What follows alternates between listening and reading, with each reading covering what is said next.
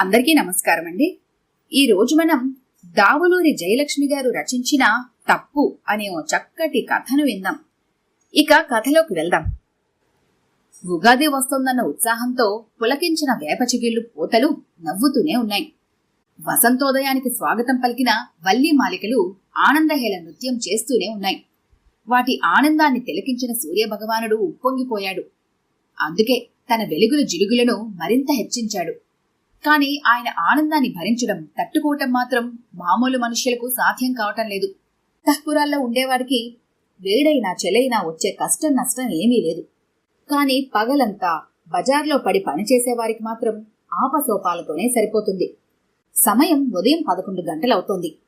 కారమన్నం తిన్న కడుపు ఊరుకుంటున్నా నోరు మాత్రం తహతహలాడిపోతోంది. పెదవులు ఎండిపోతున్నాయి. నాలుక పిడిచికట్టుకుపోతోంది. వస్తువు పిడికడు అన్నంతో పాటు తెచ్చుకున్న పెద్ద బాటిల్లో నీళ్లు మాత్రం ముందే అయిపోయాయి. కనుచూపు మేరలో గుక్కెడి నీళ్లు దొరికే అవకాశం మాత్రం కనిపించలేదు. దాహం తట్టుకునే స్థితి దాటిపోయింది. ఇంకా సగం రోడ్డు అలానే ఉంది. ఊడ్చే ఓపిక నశించింది. కళ్ళు తల తిరుగుతున్నాయి. చారడి నీళ్లు నోట్లో పడితే గాని ప్రాణం నిలిచేటట్లు లేదు. చుట్టూ ఉన్న ఇళ్లన్నీ బంగ్లాలే.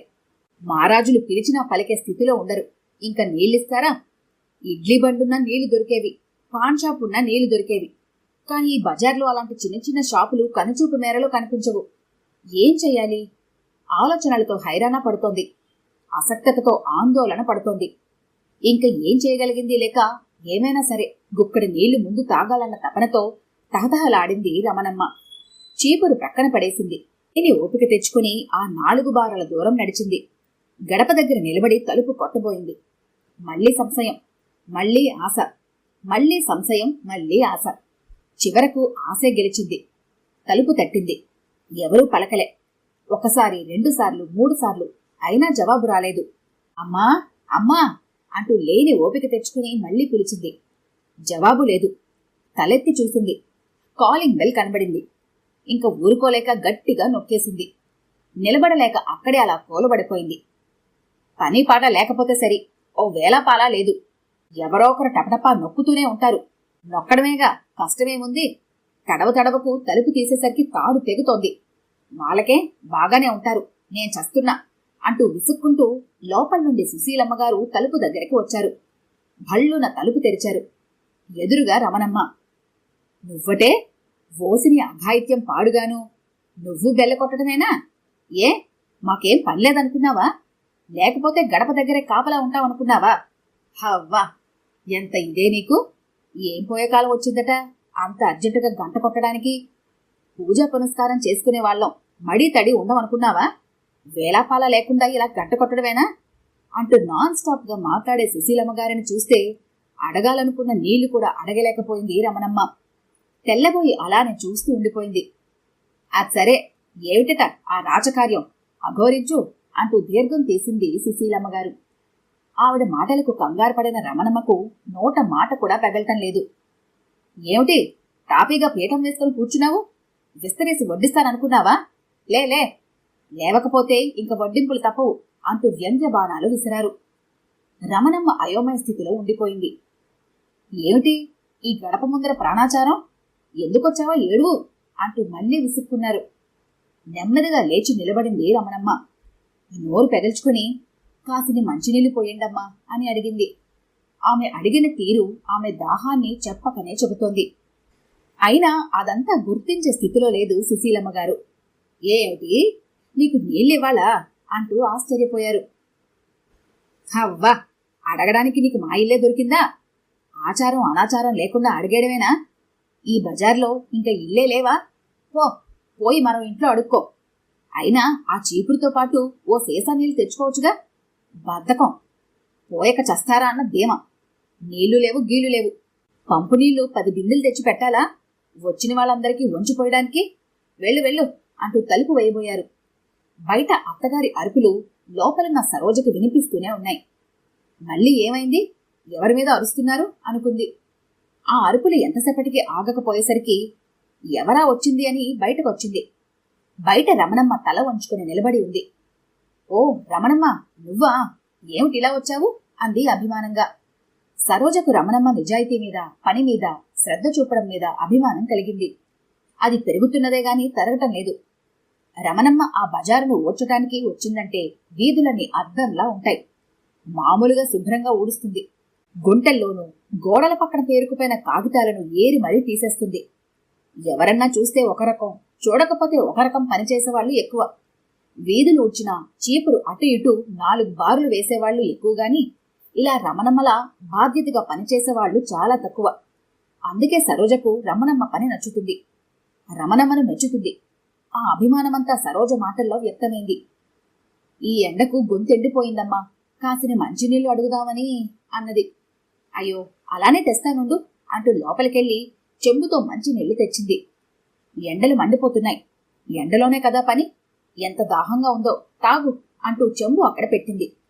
సుశీలమ్మ గారికి కోడల వ్యవహారం అస్సలు నచ్చలేదు. మొహం చిట్లించారు. చెంబుతో నీళ్ళిచ్చేసరికి కంగారు పడ్డారు. అయ్యో అయ్యో, అదేం పనే, వాడుకునే చెంబుతో నీళ్ళిస్తావటే, మళ్ళా చెంబు మనం వాడుకోవాలా? నీళ్ళివ్వడమే గొప్ప అనుకుంటే చెంబు కూడానా? ఉండు మగ్గు తెస్తాను అంటూ గబగబా లోపలికెళ్లారు. సరోజ ముఖం చిన్నబోయింది. ఆమె అసక్తత ఆమె ముఖంలో చూడగలిగింది రమణమ్మ. ఓ నిర్వికారమైన నవ్వు నవ్వింది. నీళ్ళిస్తున్నారు కదమ్మా, పర్వాలేదులే అన్న భావం ఆ నవ్వులో చూసింది సరోజ. సుశీలమ్మ గారు తెచ్చిన మగ్గు చూసి సరోజ తెల్లబోయింది. కడుపులో దేవినట్టయింది. ఈ మగ్గా? కాని ఏం అనలేని పరిస్థితి. అత్తగారి చాదస్తాన్ని, మూర్ఖత్వాన్ని మనసులో నిరసించుకోకుండా ఉండలేకపోయింది. అమ్మాయి సరోజ, ఈరోజు హనుమత్ జయంతి కదా, కాలనీలోని గుడికి వెళ్ళి వస్తాను అన్నారు పూజా సామగ్రి బుట్ట చేత్తో పట్టుకుని. ఇప్పుడా? ఇంత ఎండలోనా? అంత దూరం ఒక్కరు ఎందుకత్తయ్యా అంది సరోజ. అదేమిటి ఆ మాటలు, గుడికి వెళ్తానంటే అలా అనొచ్చా? అసలే బీపీ షుగరు, ఆ పైన వద్దన్నా వినకుండా ఉపవాసం కూడా ఉన్నారు. ఆటోలు కూడా దొరకవు. అంత దూరం ఎందుకత్తయ్యా? దగ్గరున గుడికి వెళ్ళిరండి. బాగుందేని వరస. ఆ అంజన్న ఈ అంజన్న ఒకరెలా అవుతారు? అది పెద్ద గుడి, వైభవంగా ఉత్సవం జరుగుతుంది. ఆ వేడుక ఈ గుడికుందా? నాకేం పర్వాలేదులే గాని ఆ గుడికి వెళ్ళొస్తాను. ఇదిగో కాస్త ఆలస్యమైన కంగారు పడకండి, నాకేం కాదులే అంటూ ధీమాగా నవ్వుకుంటూ ముందుకు అడిగివేశారు ఆమె. అత్తగారి చాదస్తానికి బాధపడాలో, ఆమె అమాయకత్వానికి విచారపడాలో తేల్చుకోలేక తెల్లముఖం వేసి అలానే నిలబడిపోయింది సరోజ. ఎండ మండిపోతుంది. నడినెత్తిన సూర్యుడు కిరణాలతో పొడుస్తున్నాడు. వయసులో ఉన్నవారికి కూడా అవి తట్టుకోవడం కష్టంగానే ఉంది. ఇక సుశీలమ్మగారు లాంటి వారి పని ఆపసోపాలుగానే ఉంది. అందులోనూ గుడిలో రద్దీ ఎక్కువై నెట్టుకోవటం, దోసుకోవటం. దైవ దర్శనానికే వచ్చినా క్రమంలో నిలబడే శిక్షణ లేదు, ఆగి చూసే ఓపిక లేదు. ఎవరికి వారికి ఎంత ముందు దర్శనమైతే అంత ఎక్కువ పుణ్యం వస్తుందన్నట్లు ఉంది. ఈ తొక్కిడిలో తీర్థప్రసాదాలు తీసుకోవడం ఒక ప్రహసనమే అయ్యింది. ఆ ఎండకు, ఆ హైరానాకు సుశీలమ్మ గారికి దాహం అయింది. ఆ దేవాలయ ప్రాంగణంలో 7-8 పంపులు వరుసగా ఏర్పాటు చేయబడి ఉన్నాయి. తాగేవాళ్లు కూడా నెట్టుకుంటూనే ఉన్నారు. ఒకరు తాగే నీరు మరొకరు మీద పడుతున్నాయి. పంపుల దగ్గరకొచ్చిన సుశీలమ్మ గారు ఈ గోల చూసి నీళ్లు తాగలేకపోయారు. తాగాలనిపించలేదు కూడా. వెనుతిరిగారు. ఎంతసేపు? ఓ పావుగంట ఓపిక పడితే ఇంటి దగ్గర ఉంటా అనుకున్నారు. నీళ్లు తాగకుండానే గుడి బయటకు వచ్చారు. ఆ తొక్కిసలాటలో అసలు దైవ దర్శనం బాగా జరిగిందా? ఆ దేవుణ్ణి కళ్ళారా చూడగలిగానా అన్న భావం కలగకపోగా ఎప్పుడు బయటపడదామా అనుకుంటూ ముందుకు జరిగారు. ఇప్పుడు గుడి బయట కాలు పెట్టగానే ఒక్కసారిగా హమ్మయ్య అని గాలి పీల్చారు. కనులారా స్వామిని దర్శించుకోవాలన్న ఆతృతలో ఆకలి దప్పులు తెలియలేదు. ఇప్పుడు నీరసం తెలుస్తోంది. దప్పిక నిలువనీయడం లేదు. త్వరగా ఇంటికి చేరాలి అనుకున్నారు. ఆటో లాంటి వాహనం కోసం చూశారు. అదెక్కడా కనుచూపు మేరలో కనిపించలేదు. ఇంక తప్పదని వడిగా అడుగులు వేయటం మొదలుపెట్టారు. 10 నిమిషాలు 10 గంటలుగా నడిచారు. దప్పిక తట్టుకోవటం కష్టంగా ఉంది. కానీ తప్పదు. బలవంతంగా నడుస్తున్నారు. నడుస్తూనే కళ్ళు తిరిగి పడిపోయారు. ఎండైనా వానైనా జీవన గమనం ఆగదు కదా. ఎవరి ప్రయాణం వారిది, ఎవరి సుఖం వారిది, ఎవరి వీలు వారిది. ఆ మండుటెండలోనూ ఆ రోడ్డు మీద ప్రయాణించేవారు లేకపోలేదు. స్కూటర్ మీద వెళ్తున్న యువకులు ఉన్నారు. సైకిల్ మీద వెళ్తున్న కుర్రాళ్ళు ఉన్నారు. ఆటోల్లో వెళ్తున్న ఆడవడుచులు ఉన్నారు. శక్తి ఉన్నా లేకపోయినా అవసరానికి నడిచి వెళ్తున్న పెద్దలు ఉన్నారు. అయితేనే ఎవరి తొందర వారిది, మనకెందుకునే అనుకునే మనస్తత్వం మరికొందరిది. ఆగితే అంటుకుంటుందేమో అనే భయం ఇంకొకరిది. ఏది ఏమైతేనే ఆ రోడ్డున ప్రయాణించే ఎవరికీ ఆగి సుశీలమ్మ గారిని పరికించే ఓపిక, ఆసక్తి లేకపోయాయి. పాపం ఆవిడ అలానే పడిపోయి ఉన్నారు. దాహంతో నాలుక చుట్టుకుపోతున్నా చెప్పే స్థితిలో లేరు. ఆ దారినే ఆ ఎండలో అదే చీపురు, అదే ప్లాస్టిక్ బకెట్తో రమణమ్మ వస్తోంది.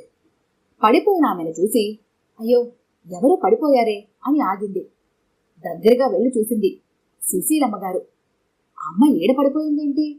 రమణమ్మకు ఆదుర్దా కలిగింది. ఆ స్థితి చూస్తే దాహంతో తహతహలాడుతున్నట్లే ఉంది. ముందు కాస్త మొహం మీద నీళ్లు జల్లితే తేరుకోవచ్చు, కాసిని మంచినీళ్లు తాగిస్తే లేస్తారేమో అనుకుంది. తన ప్లాస్టిక్ సంచిలో తన నీళ్ల బాటిల్ గుర్తుకొచ్చింది. కాని సంశయించింది. ఈ అమ్మకు ఆచారం ఎక్కువ. నా బాటిల్లో నీళ్లు ఎలా పోయినో? దగ్గరలో ఏమైనా ఇల్లు ఉన్నాయేమోనని చూసింది. కొంచెం దూరంలో కూల్ డ్రింక్ షాపు కనిపించింది. ప్రాణం లేచి వచ్చినట్టయింది. గబగబా ఆ షాపు దగ్గరకు పరిగెత్తింది. బాబూ, కాసిన మంచినీళ్ళు ఇవ్వండి ఆతృతగా అడిగింది. మంచినీళ్ళా? ఇక్కడేం పెట్టలేదు అతని జవాబు. పోనీ ఓ సోడా కొట్టివ్వండి బాబూ. సోడానా? అవెక్కడున్నాయి? కావాలంటే కూల్ డ్రింక్స్ ఉన్నాయి. పోనీ అదే ఇయ్యండి బాబు. ఆ అమ్మ రోడ్డు మీద పడిపోయింది, కాసిని తాగిస్తాను. డబ్బులీ ముందు. అలాగేనంటూ జాకెట్లో నుండి ఓ చిన్న సంచి బయటకు తీసింది. అందులో చిల్లర లెక్క పెట్టింది. 4 రూపాయలున్నాయి. 4 రూపాయలున్నాయి, తీసుకోండి బాబు, ఓ సీసా ఇవ్వండి. 4 రూపాయలకి కూల్ డ్రింక్ రాదు. ఎంత బాబు? 5 రూపాయలు. అయ్యో, 1 రూపాయి తక్కువైంది, రేపు తెచ్చిస్తాను. త్వరగా సీసా ఒకటివ్వు. రేపు తీసుకో, ఇది సత్రం కాదు, పో పో. ఆ గొంతులో వెటకారమే గాని కరుణ కనిపించలేదు. ఆ రమణమ్మకు గుండె నీరు కారింది. అయినా ఆలస్యం చేయకుండా పక్కనే మరో షాపుకి వెళ్ళింది. అది కిరాణా షాపు. బేరం లేదు. యజమాని పేపర్లో ముఖం పెట్టాడు. రమణమ్మ ఆతృతగా, బాబూ, ఆ అమ్మ పడిపోయింది, కాసిన మంచినీళ్ళు ఇవ్వండి బాబు అంది. అతను పేపర్లోంచి ముఖం తీయలేదు. ఎదుటి మనిషి ముఖం చూడలేదు. పంపొచ్చి 10 రోజులైంది, మంచినీళ్ళు ఎక్కడివి? మేమే బాటిల్స్ కొనుక్కుంటున్నాము అన్నాడు. ఏం చేయాలో తోచలేదు రమణమ్మకు. తలెత్తి చూస్తే కొంచెం దూరంలో ఓ ఇల్లు కనిపించింది. ఆ ఇంటి వాళ్లన్నా కాసిన మంచినీళ్ళు ఇవ్వకపోతారన్న ఆశతో గబగబా అటు అడుగులేసింది. ఆతృతగా తలుపు తట్టిన రమణమ్మను చూసి ఆ ఇంటి యజమానురాలు ముఖం చిట్లించింది. విసుగ్గా, అడుక్కోటానికి కూడా ఓ వేళాపాలా ఉండాలి. అన్నం ఏమీ మిగల్లేదు, వెళ్ళు, మరో ఇంట్లో అడుక్కో అంటూ తలుపులు వేయబోయింది. రమణమ్మ జాలిగా, అన్నం కాదమ్మా, కాసిన మంచినీళ్ళు ఇవ్వండమ్మా. మంచినీళ్ళా? ఇంకా నయం, ఫ్రిడ్జ్ నీళ్ళు అడగలేదు అంటూ హేళనగా నవ్వింది. 25 రూపాయలు పెట్టి బిందె నీళ్లు కొనుక్కుంటూ నీకు నీళ్ళు ఇవ్వాలా? బాగా అడిగావే అంది. అది కాదమ్మా, ఆ అమ్మ రోడ్డు మీద పడిపోయిందమ్మా. దాహం తీర్చడానికి కాసిన మంచినీళ్ళు ఇవ్వండమ్మా. ఆ అమ్మ ప్రాణాలు కాపాడినవాడవుతారు. బతుకున్న వాళ్ళకే నీళ్ళేవు గాని చచ్చేదానికి నీళ్లు కావాలా అంటూ నిర్దయగా మాట్లాడిన ఆమెను ఏమని అడిగితే నీళ్ళిస్తుందో తెలియక వెనుదిరిగింది రమణమ్మ. సుశీలమ్మ గారి దగ్గరకు ఆతృతగా, ఆదుర్దాగా వచ్చింది రమణమ్మ. ఆమె దాహంతో గిలగిల్లాడిపోతున్నారు. కనురెప్పలు కొంచెం కదులుతున్నాయి. గొంతు దగ్గర గుటకపడక కొట్టుకుంటున్న ఇబ్బంది. ఇక రమణమ్మ ఆగలేకపోయింది. గబగబా తన ప్లాస్టిక్ సంచులో నుండి బాటిల్ తీసింది. సగం వరకు నీళ్లున్నాయి. ఆ నీళ్ల వంక సుశీలమ్మ గారి వంక తిప్పి తిప్పి చూసింది. ఈ నీళ్లు నేను తాగిన నీళ్లు, ఇవి అమ్మకు ఎలా ఇవ్వను? ఇవ్వకపోతే ప్రాణం నిలిచేటట్టు లేదు. దిగులుగా దేవుడి గుడివైపు తిరిగింది. భగవంతుడా, ఏదైనా పాపం ఉంటే అది నాదే కాని ఈ అమ్మది కాదు, నన్ను క్షమించు అంటూ నీళ్లు కాసిన ముఖం మీద చల్లి కొంగుతో తుడిచింది. నోరు తెరిచి కొద్ది కొద్దిగా నీళ్లు గొంతులో పోసింది. సుశీలమ్మ గారు గుటకలేశారు. కొద్ది నిమిషాలకు కళ్ళు తెరిచిన సుశీలమ్మ గారికి ఎదురుగా రమణమ్మ. ఆవిడ ఆశ్చర్యంతో కళ్ళింత చేసుకుని చూశారు. తప్పైందమ్మా, తప్పలేదు అంటూ చేతులెత్తి దండం పెట్టి తల వంచుకుంది రమణమ్మ. తప్పెవరిదో తెలిసిన సుశీలమ్మ గారికి కళ్ళ వెంట నీరు, ఆనంద బాష్పాలే జాలువారాయి. ఈ కథ కనుక మీకు నచ్చినట్లయితే లైక్ చేయండి, షేర్ చేయండి. మరిన్ని ఇంట్రెస్టింగ్ కథల కోసం మా ఛానల్ని తప్పకుండా సబ్స్క్రైబ్ చేసుకోండి.